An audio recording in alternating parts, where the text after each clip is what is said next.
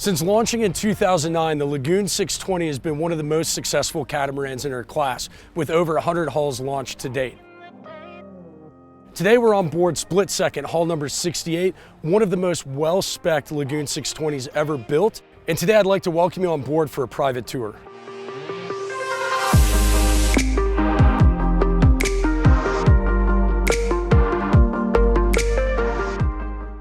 I think the reason the Lagoon 620 has been such a successful boat is because of the versatility in her design. With a 5-cabin, 5-head layout like we have on Split Second, it makes a great charter boat, also a great boat for a family to go cruising, and it's still a manageable boat for an owner-operator. I'd like to start the tour today up here on the flybridge. Lagoon, when they designed this boat, did a very good job creating a couple of distinct areas. We've got the helms aft, a nice lounging area in the middle, and then all the sail controls forward. The guest experience on Split Second is quite unique. With the sun pad forward, one to starboard and aft, you're part of the sailing experience while still giving the crew ample space to handle the lines. With all the lines cleanly running aft to these 4 Harken electric winches, she is one of the easiest boats in her class to sail. Another aspect that makes Split Second a very easy boat to sail are her twin aft helms. Whether on a starboard or port tack, you've got great 360-degree visibility. Also, because of the clear panels and the bimini top, you've got great visibility of the mainsail. It also makes close quarter maneuvering very easy, whether you're tying up port side or starboard side too. Her identical helms were really well thought out, with the engine controls on the outboard side, a Lumar windlass control, and then your Raymarine electronics, and then the bow thruster control. Centerline aft, we have a Raymarine hybrid touch chart plotter that's on an articulating base, so whether you're on the starboard side or the port side, it's very easy to see where you are and where you're going. I really love this flybridge design. I'll tell you why. This is like the perfect sailing living room. In other words, all the features are up here. All the electronics that I need, the chart plotter, and the helm is all easy to work. All the lines run back aft, yet there's so much space up here, it's unbelievable. It's like a living room of chartering and sailing.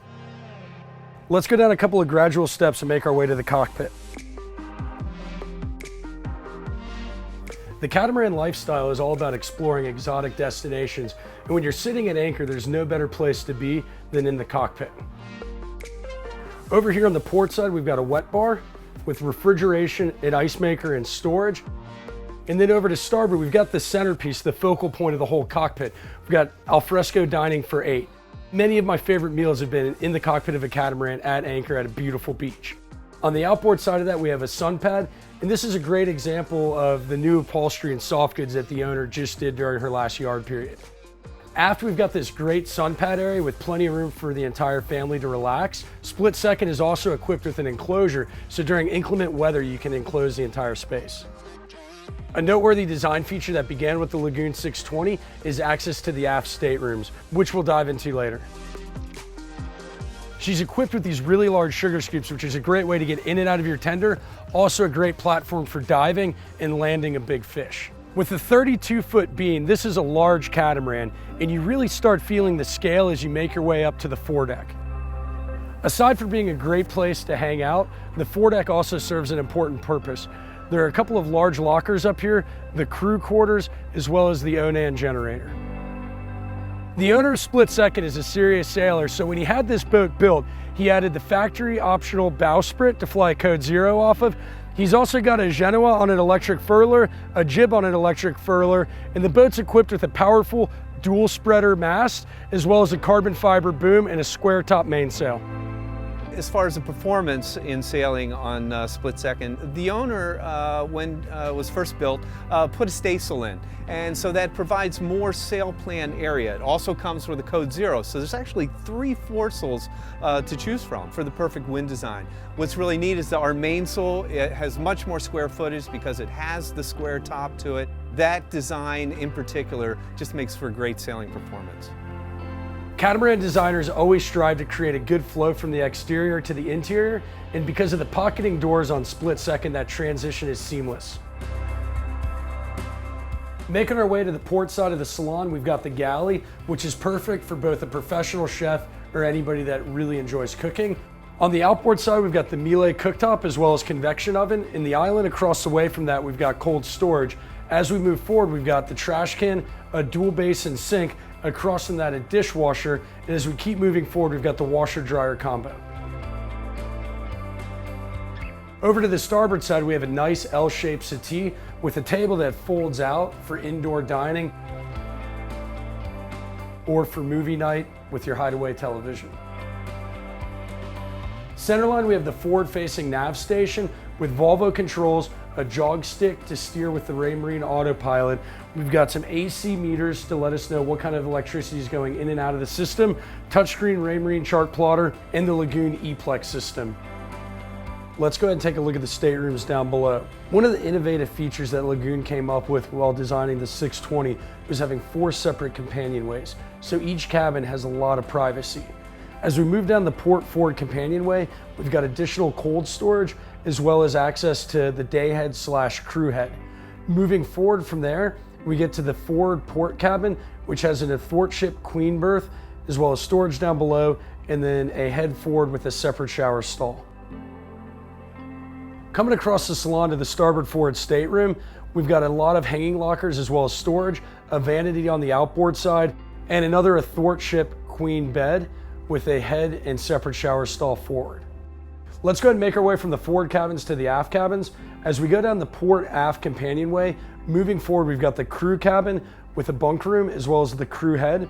And as we move aft from there, we've got the VIP guest cabin, which has an athwartship berth. There's also access from the cockpit to it. Because of those large windows, you've got a ton of natural light that flows in. I wanted to save the best stateroom for last. Right now we're in the starboard aft master onboard split second. It's a really warm and inviting place. Up forward, we've got plenty of storage and hanging lockers that are covered in the Alpi oak interior finish found throughout the boat. We have an athwartship queen berth, lots of natural light coming in through the deck hatches. On the outboard side, we've got a vanity / desk. Just after that, we have a settee with storage down below, and then we get into the head area.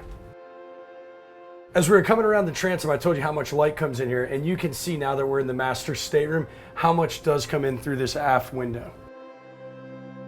On the inboard side, we have a separate head stall. As we move aft from there, we have Jack and Jill sinks with plenty of storage below.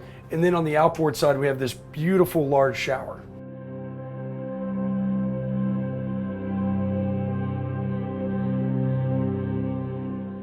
Split second is powered with a pair of Volvo D3 150s. Here on the starboard side, you'll see the first one. The engines are paired to a set of Gory folding props.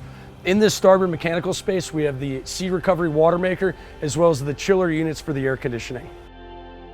As with every yacht, periodic maintenance is needed.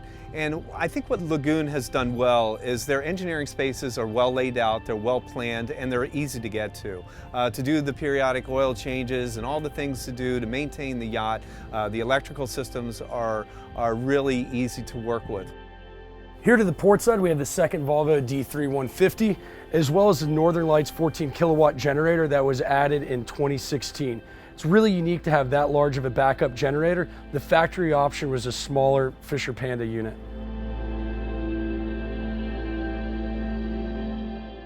Thank you so much for coming aboard Split Second with me at 2014 Lagoon 620. If you'd like to set up a private showing, please don't hesitate to shoot me an email or leave a comment down below.